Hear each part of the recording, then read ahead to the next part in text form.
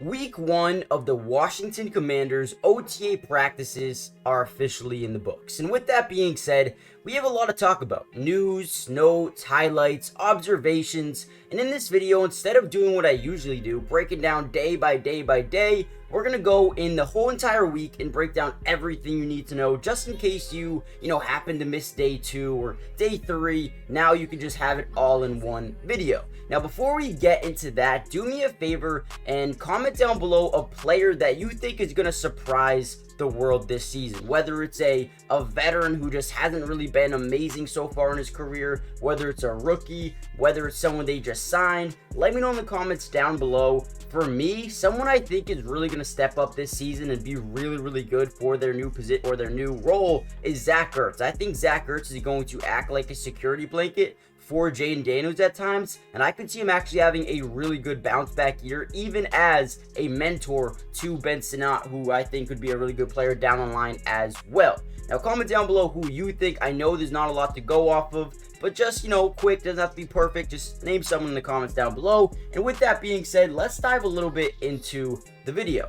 Now, one of the biggest question marks for me coming into this year was, what was Emanuel Forbes going to do? I was always one to think he was a really good player in college in terms of forcing interceptions. Now, the reason I really think Emanuel Forbes is going to have a breakout season is strictly because of Dan Quinn and Joe Witt Jr. Now, what I mean by that is, if you look over the past couple of seasons, the league leader in interceptions has mainly been Dallas Cowboys, right? You go back a couple of years ago, Trayvon Diggs. You look at last year, Deron Bland. All of these, and 2 years ago, 3 years ago, Trayvon Diggs, right? All of these guys end up being really good in terms of just forcing turnovers. And that was Emanuel Forbes' strong suit back in college. So I feel like the new coaching staff here is really going to put him in the right position to continue to develop, continue to grow, but also to put him in the right situations to succeed. Now, early on in training camp, they're actually putting him in a couple of different spots. Emanuel Forbes has been returning punts.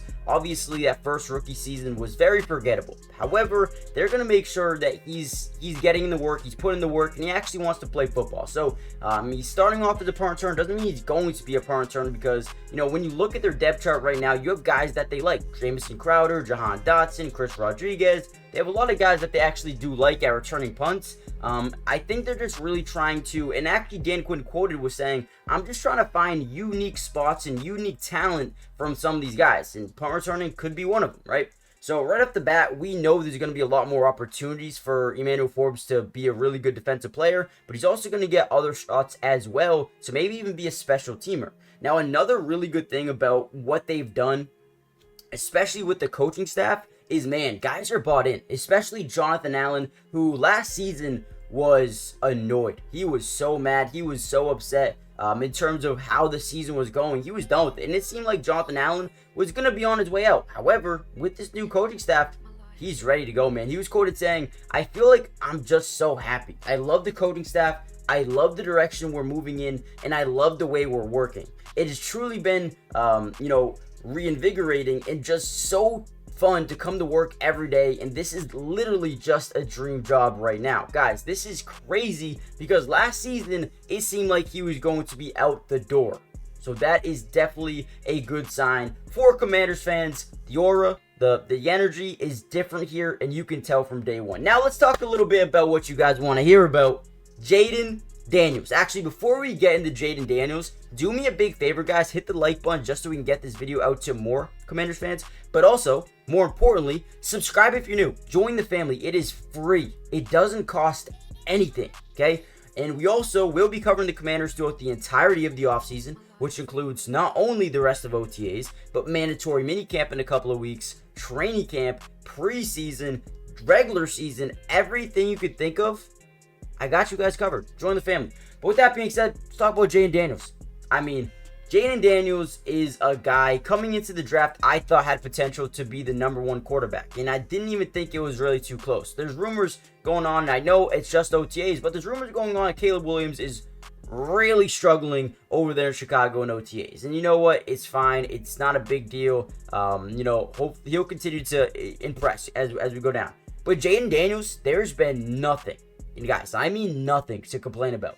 The man, his work ethic is insane. He is always either, getting together with his teammates, with whether it's a wide receiver in Terry McLaurin or Luke McCaffrey or Austin Eckler. He's always locked in. He's always trying to put in work, whether it's on the football field or off the football field, looking at the playbook, right? Diving into film from the practice, right? Learning, how do I get better? How do I improve every single day? And honestly, the work ethic from him so far has been really, really good. So I think it's translating very well to the NFL. But again, take everything with a grain of salt.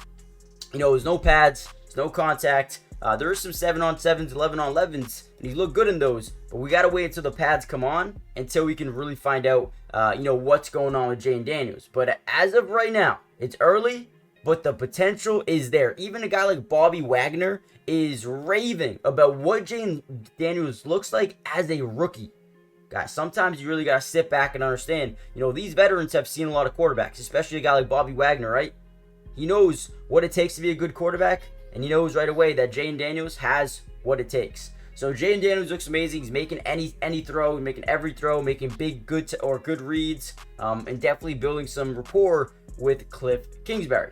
Now, another thing I want to talk about is left tackle Brandon Coleman, man. He kind of looks like a veteran. He looks like he's been doing it a while. Obviously, there are some things that he needs to improve on, but I think they have a lot of hope and confidence in what Brandon Coleman can do as a player, not only here in Washington, but like over his career. Like, hopefully he's here in Washington, right? But over his career, they think he can develop into one of the best tackles in the NFL. And I think he's going to be playing a lot of football here, man. A lot of football. You could tell he jumps off the film. He's just everything you want in a tackle. Now, I don't know if he's going to be a day one starter. Obviously, you have Cornelius Lucas coming over from Chicago. And you also have 4th round pick from last season in Jayden Daniels. So they have a lot of potential in that room. And I think one of those guys will fully take over, and you won't really see them have to address that position for a while. That's just my opinion. Let me know what you guys think. And again, the veteran leadership here is amazing. They did a good job during the offseason bringing in culture guys, locker room guys, Bobby Wagner, Austin Eckler, Zach Ertz. I mean, you just look at everything that they've done. Jeremy Chin,